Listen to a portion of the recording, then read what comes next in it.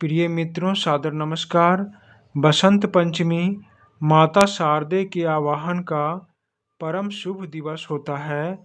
इस दिन संगीत और ज्ञान की देवी की पूजा संपन्न करके हम मानव माता शारदे से ज्ञान और संगीत को इस सृष्टि में स्थापित करते हैं। मित्रों, संगीत किसे पसंद नहीं होता। संगीत की व्याख्या के लिए मेरा यह लेख छोटी पड़ जाएगी। संगीत समुद्र है। भौरों का गुनगुनाना, बिजली का कड़कना, मेढक का बोलना, सांसें लेना, वर्षा की बूंदों का गिरना, सभी तो संगीत ही है। परंतु लाखों वर्ष पहले जब हमारी पृथ्वी का निर्माण हुआ था, तब न बादल थे, न पानी थी, न हवा, न इंसान थे।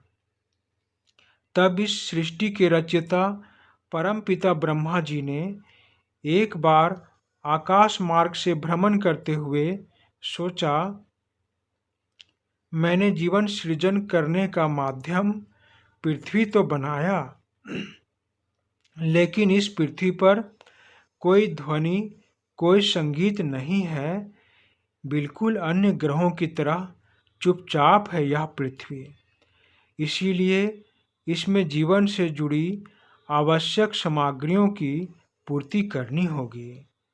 ऐसा सोचकर परमपिता ब्रह्मा जी ने विष्णु जी से आज्ञा पाकर इस पृथ्वी पर सृष्टि की रचना की। उस समय ब्रह्मा जी ने सभी तरह के जीव जंतुओं के साथ मनुष्य को भी बनाया। धरती पर जीवन के स्रोत, पानी, आग, हवा का सृजन किया। फिर भी वे संगीत को लेकर संतुष्ट नहीं हुए, क्योंकि सभी मानव जीव जंतु चुपचाप रहते थे। किसी के पास कोई ध्वनि ही नहीं थी। तब ब्रह्मा जी ने अपने कमंडल से जल लेकर धरती पर छिड़क दिया। धरती पर जल के गिरने से धरती कांपने लगी और 4 भुजाओं वाली एक सुंदर देवी प्रकट हुई। उस देवी के हाथों में वीणा, पुस्तक, माला और वर मुद्रा थे। चतुर्भुजी देवी ने ब्रह्मा जी के आदेश पर अपनी वीणा से मधुर नाद किया, जिसे सुनकर सभी जीव जंतु मानव को बोली या वाणी प्राप्त हुए। अर्थात वीणा से वाणी प्राप्त हुआ। उस दिन के बाद हर तरफ, हर दिशा में जीवों की मधुर वाणी गूंजने लगी। नदियाँ कलकल, बिजली कड़कने, मेढक टरटराने, चिड़ियाँ चहचहाने, भंवरे गुनगुनाने लगे। उन देवी की इतनी अनुकंपा के बाद ब्रह्मा जी संगीत को लेकर संतुष्ट हो गए और उनकी वीणा की मधुर ध्वनि सुनकर ब्रह्मा जी ने वाणी की देवी को सरस्वती के नाम से पुकारा।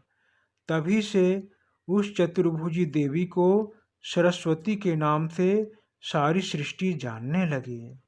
माँ सरस्वती माघ मास के शुक्ल पक्ष के पंचमी के दिन में धरती पर प्रकट हुई थी, जिस दिन को बसंत पंचमी कहा जाता है।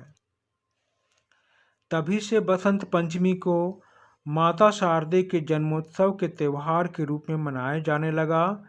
पुराणों के अनुसार भगवान विष्णु ने माँ सरस्वती को यह वरदान दिया था कि संसार में उनके भक्त बसंत पंचमी के दिन उनकी विशेष पूजा अर्चना करेंगे।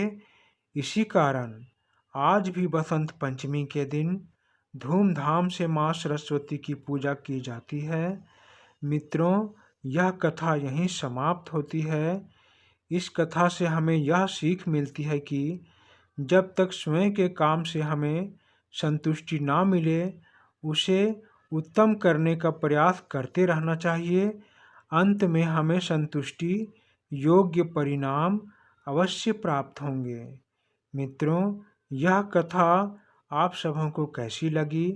आशा है कि यह कथा आप सबों को अच्छी लगी होगी। यदि यह लेख आप सबों को अच्छी लगी हो तो कृपया मेरे इस चैनल को सब्सक्राइब करके घंटी दबाकर ऑल पर क्लिक करें, जिससे मेरी हर वीडियो आप सबों की सेवा में अपनी उपस्थिति बनाए रखे। धन्यवाद मित्रों, धन्यवाद।